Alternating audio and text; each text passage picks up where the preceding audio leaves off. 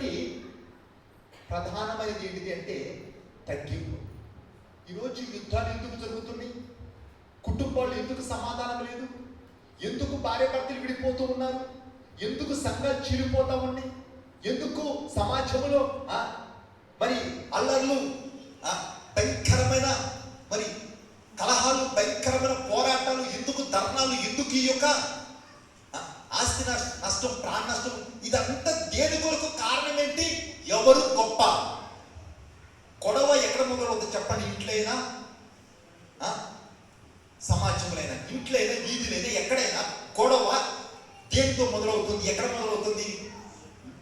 నీది కరెక్టా, నాది కరెక్టా? నువ్వు గొప్ప, నేను గొప్ప, నీ మాట నేను వినాలా, నా మాట నువ్వు వినాలా? గొడవ ఎక్కడ మొదలవుతుంది? చుచ్చు ఎక్కడ ప్రారంభించబడుతుందంటే ఎవరి గొప్ప? నిజమా కాదంటారా? ఇంట్లో భార్య భర్తల మధ్య కావచ్చు, పనిచేసే స్థలంలో కావచ్చు, లేదా సమాజంలో కావచ్చు, ఎక్కడ ప్రారంభించబడుతుందంటే నేను ఎందుకు తగ్గాల, నేను ఎందుకు పడాలా, నేను ఎందుకు మౌనంగా ఉండాలా అన్న దగ్గరే గొడవ మొదలవుతుంది. కానీ నువ్వు క్రైస్తవుడు అయితే, నువ్వు క్రీస్తును పోలి బ్రతికే వ్యక్తి అయితే నీలో ఉండవలసింది ఏంటంటే మొదటిది దీనత్వము. నువ్వు క్రైస్తవుడు అయితే, నువ్వు క్రీస్తును పోలి బ్రతికే వ్యక్తి అయితే నీలో కనబడవలసింది ఏంటంటే సాత్వికము. సాత్వికులు ధన్యులు వారు భూలోక. ఎందుకు అంత బలమైన ప్రవక్తగా దేవుడు ఆ వ్యక్తిని వాడుకున్నాడు? కారణం ఏంటి? అది ఏం కనబడుతుందంటే సాత్వికం, దీనత్వము, తగ్గింపు.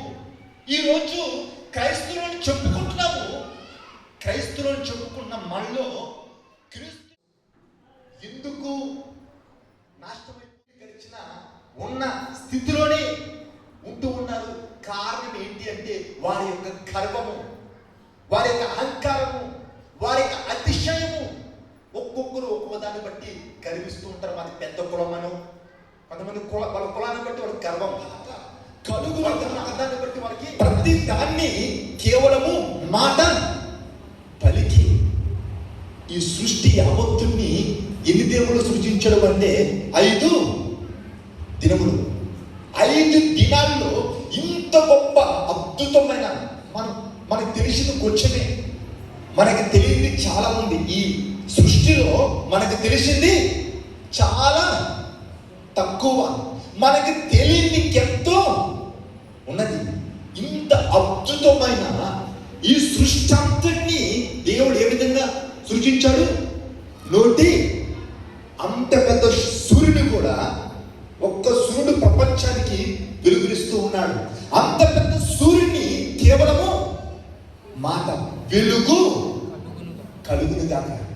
మరి ఇంత విశ్వమును 5 దినముల్లో సృజిస్తే కేవలం మనిషిని తయారు చేయడానికి ఎంత టైం తీసుకున్నాం ఆయన? కొంచెం లోతుల్లోకి వెళ్ళండి, కొంచెం మనసు పెట్టి వినండి. అన్ని మనిషిని ఎంత ఇష్టంగా చేసేటువంటి దాన్ని బట్టి అర్థమవుతుంది. నేలకు వంగి నేల నుండి మట్టిని తీసి తన యొక్క చేసుకుని సమానంగా చేద నుండి జారిపడు బిందువులతోటి సమానం. అంత గొప్ప దేవుడు విశ్వాన్ని ఏలేవాడు, విశ్వాన్ని మాట పలికి సృజించేవాడు, భూమి ఆకాశాలు పట్ట చాలవాడు, నిన్ను నన్ను ప్రేమించి నీ కొరకు నా కొరకు ఆయన యొక్క స్థితిని, ఆయన యొక్క మహిమను, ఆయన యొక్క సింహాసనాన్ని విడిచి ఈ భూమి మీదకి ఎట్లా వచ్చాడు? దీనునిగా దిగి వచ్చాడు. ఎక్కడ పుట్టాడు? ఒక రాజు ప్యాలెస్లో పుట్టాడా? రాజు యొక్క కుటుంబంలో ఆయన జన్మించాడా అంటే లేదు. ఎక్కడ పుట్టాడు అంటే పశువుల పాకలో, సత్రములో స్థలము లేనందున పశువుల పాకలో ఆయన తొట్టిలో ఆయన్ని పరుండి పెట్టారంట. ఎంత తగ్గాడు, ఎంత దిగి వచ్చాడు అంటే నిన్ను నన్ను ప్రేమించి ఒక దీనునిగా, ఒక దరిద్రునిగా ఈ భూమి మీదకి దిగి వచ్చాడు. ఎందుకు? మనల్ని ధనవంతులుగా చేయుటకు మన నిమిత్తం అని ఏమయ్యాడు? దరిద్రుని. ఎందుకు ఆ దరిద్రాన్ని అనుభవించాడు అంటే నువ్వు ధనవంతునిగా మారటానికి, నువ్వు ఉన్నతమైన స్థాయిలో ఉండటానికి నీ నా నిమిత్తము ఆయన సింహాసనాన్ని విడిచి ఆయన మహిమను వదిలి ఈ భూమి మీదకి దీనునిగా దిగివచ్చాడు.